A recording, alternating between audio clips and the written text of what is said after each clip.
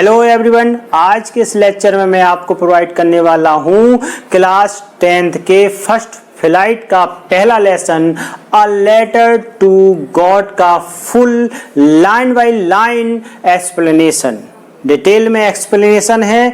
इसके जो लेखक हैं वो G.L. फ्यून्स हैं और इसमें एक ऐसे व्यक्ति की कहानी है जो कि पर्वतों पर एक पहाड़ी पर रहता है। तो शुरू करते हैं आज की अपनी इंटरेस्टिंग कहानी। लेखक कहानी के थ्रू बताता है कि पहाड़ी की एक चोटी पर, निचली चोटी पर एक किसान रहता है अपने परिवार के साथ। पूरी घाटी में केवल और केवल उसका एकमात्र घर ही वहाँ स्थित होता है। अपने किसान, चूंकि वह किसान होता है इसलिए खेती बाड़ी का काम करके ही अपने परिवार का जीवन यापन करता रहता, भरण पोषण करता रहता है। उसके खेतों को इस समय जो अत्यधिक मात्रा में आवश्यकता थी वह है मूसलाधार वर्षा की या पानी की हल्की सी बौछार की। इसलिए वह अपने खेतों में खड़ा हो जाता है। क्योंकि अपने खेतों की दूर दूर तक जाने वाली रेखा को अच्छी प्रकार से जानता है और वहां खड़े होकर उदास होकर के थोड़ा मन में सोचता हुआ कहता है कि अब तो हमें कुछ पानी मिलना चाहिए।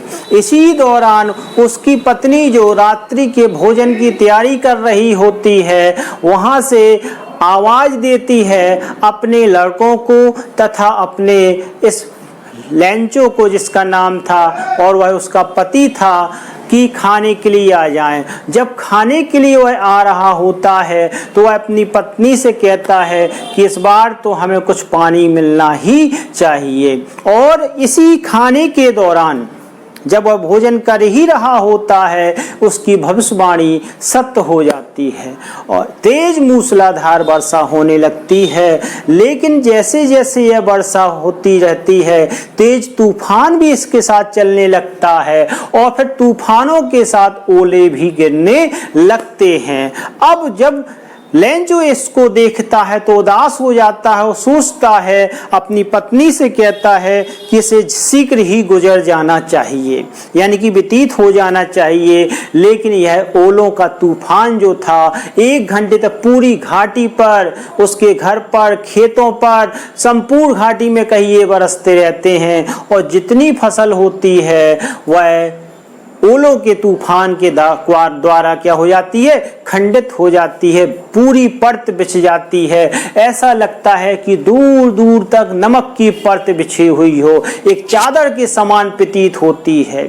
अब लेंचो बहुत ही उदास हो जाता है और खेतों के बीच में आता है जब वर्षा बंद हो जाती है और कहता है मन ही मन कि अब तो ओलों ने कुछ भी नहीं छोड़ा, यानी इस तूफान ने पूरा नष्ट कर दिया, एक भी पत्ती पौधों पर नहीं बची। लोकस्ट का आक्रमण भी इससे ज्यादा बचा देता, वह कहता है। लेकिन उसके अंदर एक विश्वास था और वह अपने परिवार को समझाता है कि आपको किसी को घबराने की जरूरत नहीं है, क्योंकि किसी ने कहा है, उसके पूर्वजों ने कहा है कि चाहे कुछ भी हो जाए ईश्वर किसी को भूखे मरने नहीं देता है। ईश्वर सब कुछ देखता है, यहाँ तक कि किसी की अंतरात्मा में भी देख लेता है। उसे क्या चाहिए वह सब जान लेता है। इसी कारण अब रात को बिल्कुल भोजन जब हो गया तो जब रात को वह सोच रहा होता है, गमगीन होता है, उदास होता है, चिंता में लीन होता है, रात को वह एक पत्र लिखता है जिससे उसे सुबह जा करके स्वयं डाक ऑफिस में डालना होता है। उस पत्र में वह पूरा वर्णन करता है, कहता है, ईश्वर मुझे 100 पैसों की बहुत आवश्यकता है क्योंकि ओलों के तूफान ने सब कुछ नष्ट कर दिया है और उसे दोबारा फसल बोने के लिए, अपने परिवार का भरण पोषण करने के लिए 100 पैसों की आवश्यकता है। और वह डाक ऑफिस जाता है, शहर जा करके वहां से टिकट खरीदता है और उसमें स्टाम्प लगा करके डाक पेटिका में डाल देता है। जब वहां का पोस्टमैन इस पत्र को देखता है तो बहुत हंसता है, और चूंकि ईश्वर के नाम वह पत्र लिखा होता है वह बहुत हंसता है। इस पत्र को दिखाने के लिए वह डाकपाल के पास जाता है। जब डाकपाल यानी पोस्टमास्टर इस पत्र को देखता है तो उसकी भी हंसी फूट पड़ती है, लेकिन फिर वह सीरियस हो जाता है और इस पत्र का जवाब देना उचित समझता है, जिससे कि उस लैंचो का जो कि ईश्वर के साथ पत्र व्यवहार करना शुरू कर रहा है उसका विश्वास डिगने ना पाए। लेकिन जैसे ही वह पत्र को खोलता है और पढ़ता है तो वह देखता है कि उसे कागज स्याही के अलावा, सद्भावना के शब्दों के अलावा कुछ और भी आवश्यकता थी, पैसों की। लेकिन वह अपने निर्णय से अडिग रहता है तथा अपने कर्मचारियों का कुछ भाग लेकर के तथा अपने दोस्तों को चैरिटी के नाम पर कुछ देने के लिए बाध्य करके अंततः वह 70 पीसोज इकट्ठे करने में कामयाब हो जाता है और उन रुपयों को एक लिफाफे में, जिसमें कि एक कोरा कागज और नीचे ईश्वर के हस्ताक्षर युक्त लिखा था ईश्वर, को लिफाफे के अंदर रख देता है। अगले सुबह जब लैंचो वहां पहुंचता है और पूछता है कि क्या उसके नाम का कोई पत्र आया है, तो वह यानी कि डाकिया जो था वह उसे पत्र पकड़ा देता है। जबकि डाकपाल चौखट पर खड़ा हुआ संतुष्ट भरे भावों के साथ कि उसने एक अच्छा कार्य किया है उसकी ओर देखता रहता है। जब लैंचो उस पत्र को लेता है तो उसे जरा भी सरप्राइज नहीं होता है। वह उसको पढ़ता है, रुपए देखता है तो सरप्राइज नहीं होता है, लेकिन जैसे ही वह देखता है, रुपए को गिनता है तो वह 70 पीसों पाता है और नाराज हो जाता है और वह सोचता है कि ईश्वर कभी गलती नहीं कर सकता है, न मेरी रिक्वेस्ट को मना कर सकता है, ऐसा उसका विश्वास था।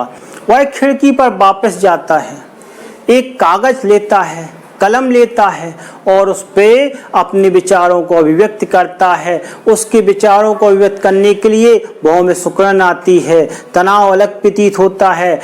पत्र को लिख करके वहां से टिकट खरीदता है, लिफाफे में डालता है चिपका करके और पत्र पेटिका में डाल देता है। जैसे ही पत्र पेटिका में पत्र को डाला जाता है, डाकपाल वहां तुरंत जाता है, पत्र को निकालता है, बड़े उत्सुकता के साथ उस पत्र को पढ़ता है। उस पत्र में लिखा हुआ होता है कि हे ईश्वर, जो आपने मुझे पैसे भेजे थे, पीसोज भेजे थे, उनमें से केवल 70 पीसोज ही मुझे मिले हैं। कृपया करके शीघ्र भेजिए, लेकिन कृपया करके डाक के द्वारा मत भेजिए, क्योंकि डाक के लोग जो हैं वो लुटेरों का समूह है। इस प्रकार से यह कहानी यहाँ समाप्त हो जाती है। आशा है कि आपको यह वीडियो पसंद आया होगा। पसंद आया है तो लाइक करें, शेयर करें तथा सब्सक्राइब कर दें अगर आपने अभी तक सब्सक्राइब नहीं किया, और बेल आइकन को दबा दें जिससे मेरे आने वाले अन्य वीडियो का नोटिफिकेशन आपको तुरंत प्राप्त हो जाए। अगले वीडियो में फिर आपसे मुलाकात होगी। जय हिंद, वंदे मातरम।